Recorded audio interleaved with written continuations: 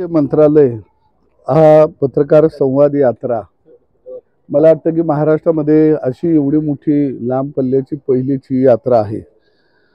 निश्चितच वसंतराव मुंडेचे आणि आम्ही एक चळवळीतले सहकारी आहोत।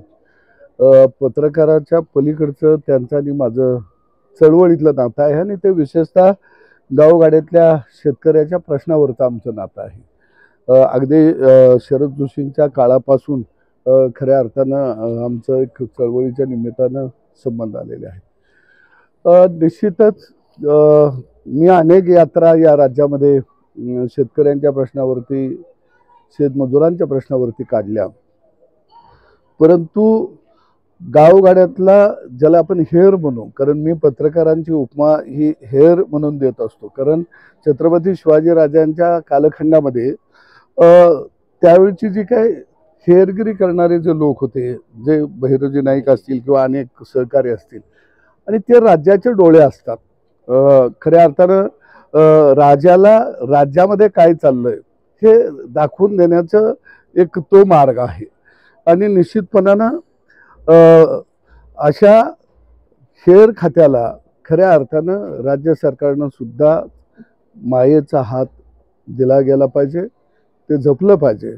निश्चितच कोणती व्यवस्था ही परिपूर्ण असत नाही, परंतु प्रत्येक व्यवस्था ही कमीत कमी दोषातून चांगल्या व्यवस्थेकडे आपल्याला घेऊन जायचं असतं। प्रत्येक व्यवस्थेमध्ये दोष हे असतातच, परंतु जसं पाण्यामध्ये कचरा आल्यानंतर आपण पाणी थोडंसं गाळून किंवा फुंकून पितो, त्या पद्धतीनं प्रत्येक व्यवस्थेमध्ये मग पत्रकारिता असू किंवा वेगवेगळ्या क्षेत्रामध्ये लोक असू, तिथं आपल्याला गाळून फुंकूनच पाणी प्यावं लागतं आणि ते एक आपला अंग आहे, अविभाज्य भाग आहे, काही कमी अधिक प्रमाणात दोष असणं।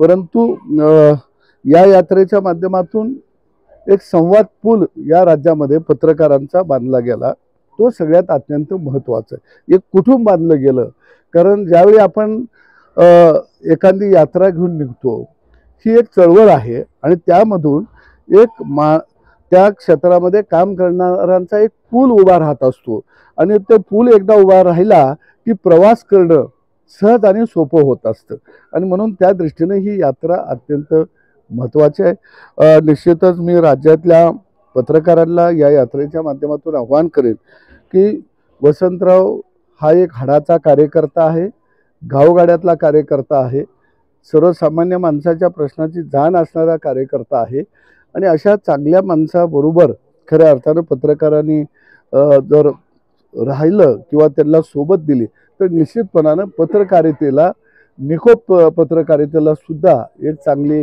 दिशा मिळेल। आणि मी वसंतरावला थोडा भार म्हणलं तरी हरकत नाही, परंतु पत्रकारांची सुद्धा शिबिरं होणं अत्यंत गरजेचं आहे। भविष्य काळामध्ये तालुका वाईज, जिल्हा वाईज, राज्य वाईज अशी शिबिरं त्यांनी आयोजित करावीत। त्या शिबिरामध्ये वेगवेगळ्या क्षेत्रातल्या लोकांना निमंत्रित करावं, मग राजकीय क्षेत्र असेल, औद्योगिक क्षेत्र असेल, सामाजिक क्षेत्र असेल, शेतीचं क्षेत्र असेल किंवा युवकांचं क्षेत्र असेल, प्रत्येक क्षेत्रातला माणूस जर तिथे येऊन बोलायला लागला तर ते अनुभव टिपायला, लिहायला, मांडायला पत्रकारांना सुद्धा जडणघडणीमध्ये एक मोठा वाटा होईल असं मला वाटतं आणि त्याही दृष्टीनं त्यांनी काम करावं।